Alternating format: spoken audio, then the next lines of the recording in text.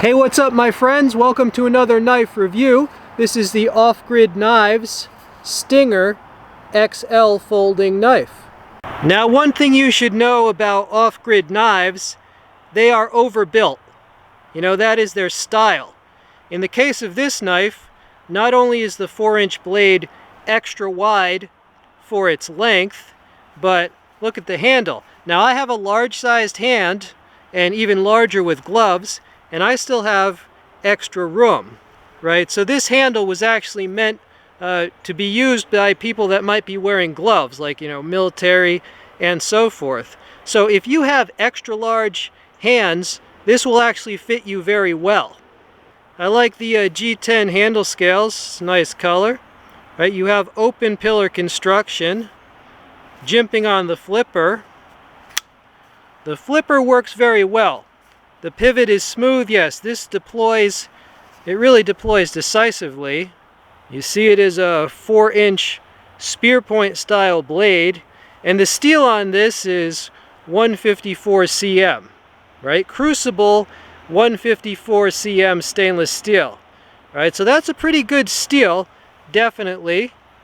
So that blade shape has a lot of piercing ability, right? Reminds you almost of those old Roman daggers, right? It would cause a large wound channel.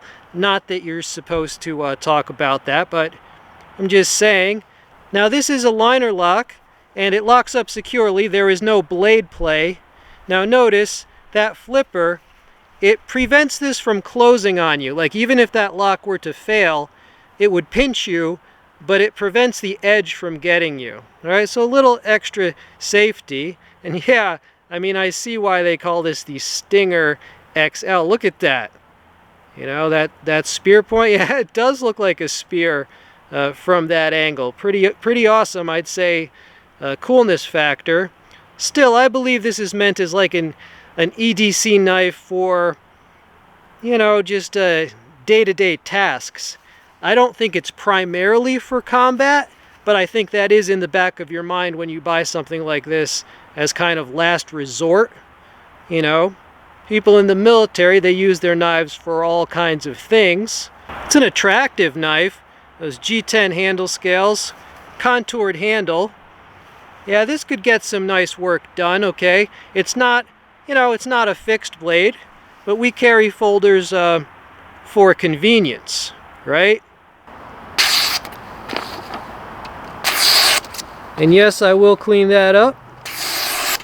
All right, got a piece of a box.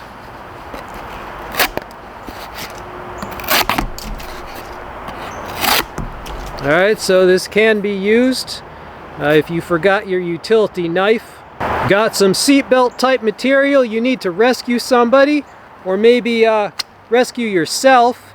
Cuts it very well. Escape from bondage. All right, we got some bike tire tubing. This stuff is pretty tough. There you go.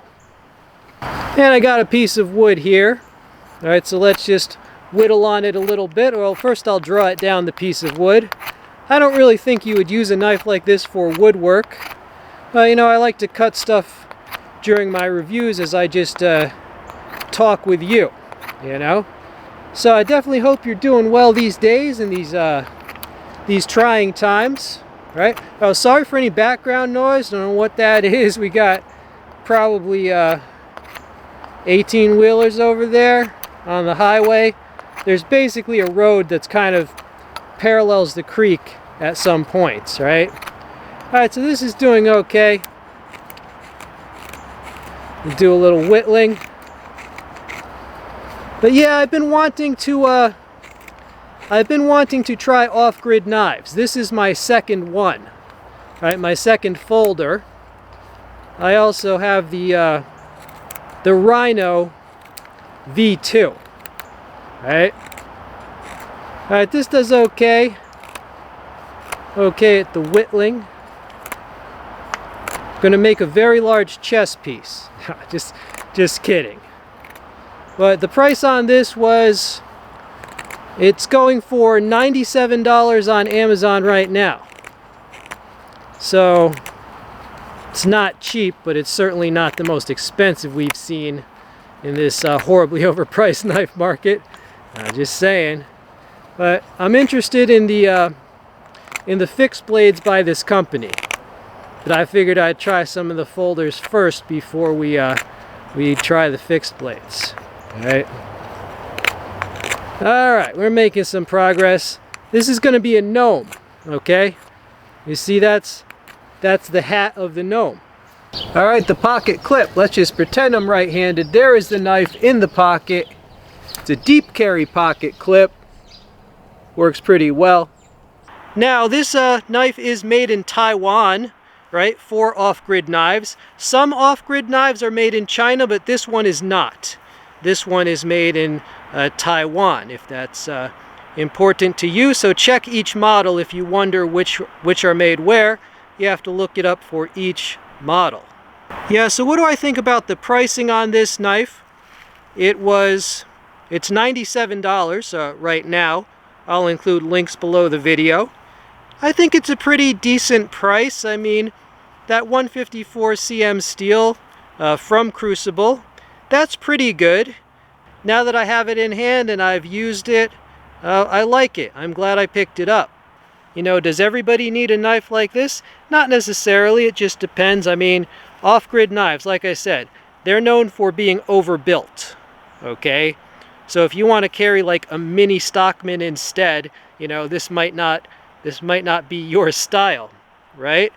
But I could see this being popular with military guys and so forth, if you want to carry a folder instead of a fixed blade, or both.